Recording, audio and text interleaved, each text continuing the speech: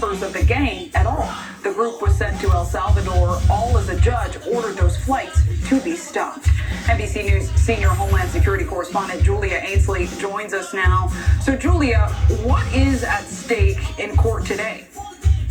Well, look, Judge Boasberg wants to know, pure and simple, did the federal government, did the Trump administration violate the emergency order he put on Saturday night, telling the Trump administration to turn the planes around, that they could not invoke the Alien Enemies Act in order to deport these people who they claim are part of the Venezuelan gang Tren de Aragua and send them to that high security prison you see there in El Salvador. We know that 3 planes landed. We saw it the next morning when the president of El Salvador posted and even tweeted about it on X and said, oopsies, too late. And so what Boasberg has been asking the administration all week, he asked for these answers to come at noon on Monday, is exactly when the planes took off, when they landed, who they were carrying, and basically to try to get an understanding of when they might have left U.S. airspace and when Trump even invoked the Alien Enemies Act, because there was some thought maybe he did it earlier than it was publicly known.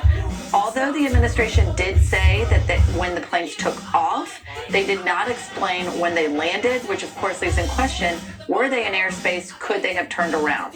What we expect them to argue today is that they did not violate the judge's order because once the planes took off, they say they didn't have control over them, and they say that the judge's written order did not specify they had to turn around planes, and we are expecting that they may invoke state secrets, saying that they can't give all this information because they're protecting it under state secrets. That's even a level beyond classification. They're arguing they can't even tell this judge those answers behind closed doors. All right, Julia Ainsley, thanks so much. And from D.C. to Baltimore now, it's been nearly a year since the collapse of Baltimore's Key Bridge that killed 6 people and destroyed a major East Coast port. Now, federal investigators say authorities failed to review the bridge's vulnerability to collisions, and dozens of other bridges could now be at risk. NBC News senior correspondent Tom Costello has the details. It was March 26th last year. The Francis Scott Key Bridge struck by a cargo ship and collapsing overnight. An urgent search for the missing after a Singapore-registered cargo ship lost power and crashed into the bridge.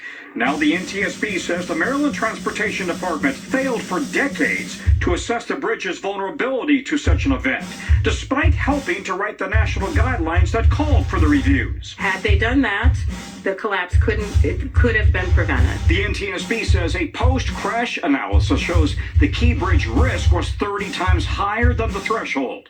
Overnight, the Maryland Transportation Authority, writing in a statement, the catastrophe and the tragic loss of life was the sole fault of the Dolly cargo ship and the gross negligence of her owners and operators who put profits above safety.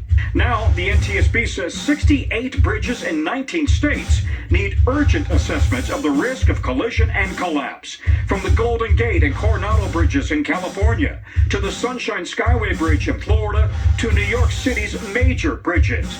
The Golden Gate Bridge owner says it has one of the most robust ship collision protection systems of any bridge on the West Coast, but it is conducting a review. The entire Key Bridge is in the harbor. In Baltimore, 6 construction workers died in the collapse.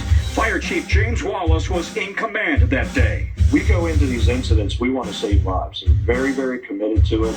They're very focused on those opportunities to save lives and make sure that we had no one left that we were able to rescue. We talked to Governor Wes Moore before the NTSB issued its report. We are going to make sure that we are going to get this bridge built on time and on budget. And it is going to make sure that it leads up to all industry standards on safety. Tom Costello, NBC News.